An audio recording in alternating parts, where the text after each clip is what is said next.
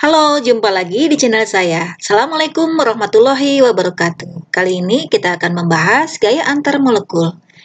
Gaya tarik antar molekul disebut juga gaya van der Waals, diambil dari nama penelitinya yang pertama kali pada tahun 1873. Gaya van der Waals terjadi pada senyawa-senyawa kovalen. Sifatnya sangat lemah, kurang dari 1/10 dari gaya antar atom pada ikatan kovalen.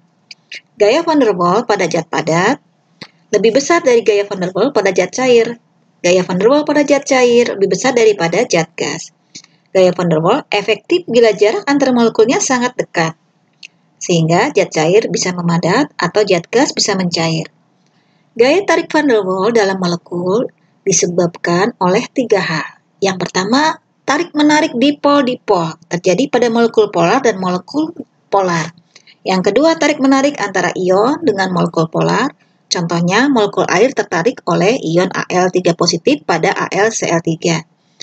Berikutnya adalah tarik-menarik antar molekul polar karena dipol sesaat yang kita sebut dengan gaya London. Kita perhatikan gaya van der Waals berikut ini. Bayangkan ini adalah atom argon.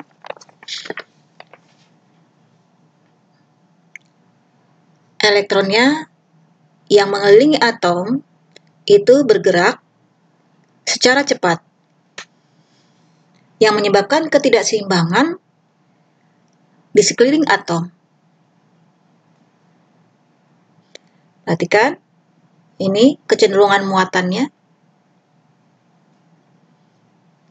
Kemudian, dipol itu 2 kutub ya. Dipol ini menginduksi dipol tetangganya atau atom tetangganya. Nah, ini adalah atom tetangganya, sehingga kutub negatifnya memiliki gaya van der Waals dengan kutub positif pada atom tetangganya. Itu yang disebut dengan gaya van der Waals atau gaya antar molekul, dipol induksi. Perhatikan, pada zat cair yang kerapatannya lebih dekat, gaya elektrostatik sementara atau sesaat terbentuk di antara 2 atom dipol-dipol antara 2 atom dalam satu molekul.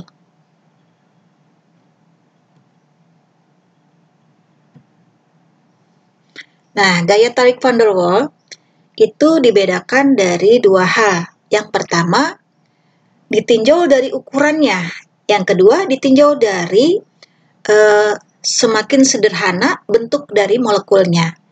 Kita lihat dulu kalau ditinjau dari ukurannya. Perhatikan atom yang kecil, contohnya helium, ini mempunyai gaya van der Waals, kekuatan gaya van der Waals-nya jauh lebih kecil daripada dalam satu golongan. Itu lebih besar dari helium, lebih kecil karena ukurannya lebih kecil. Semakin bertambahnya ukuran, maka induksi dipolnya, pertambahan gaya van der Waals semakin kuat. Contohnya di sini untuk neon, argon, krypton, dan xenon. Xenon ini yang lebih besar. Semakin bertambah ukurannya, maka gaya van der Waals-nya semakin besar, sehingga terjadi juga pertambahan titik didihnya. Perhatikan yang kedua adalah karena bentuknya. Perhatikan bentuk daripada molekul pentana. Pentana seperti ini, bentuknya simpel ya, lurus normal pentana, mempunyai massa molekul 72, mempunyai area yang lebih lebar, sehingga dari area yang lebih lebar ini, jika dia itu bergabung dengan molekul-molekul tetangganya, interaksinya jauh lebih besar. Sedangkan yang kedua adalah 2,2 dimetilpropana yang merupakan isomer dari pentana memiliki bentuk yang percabangan yang lebih rumit, sehingga areanya jauh lebih kecil. Nah, karena area jauh lebih kecil, kontak dengan tetangganya pun lebih kecil, sehingga titik didihnya lebih rendah. Itulah yang menyebabkan gaya van der Waals setiap molekul berbeda-beda.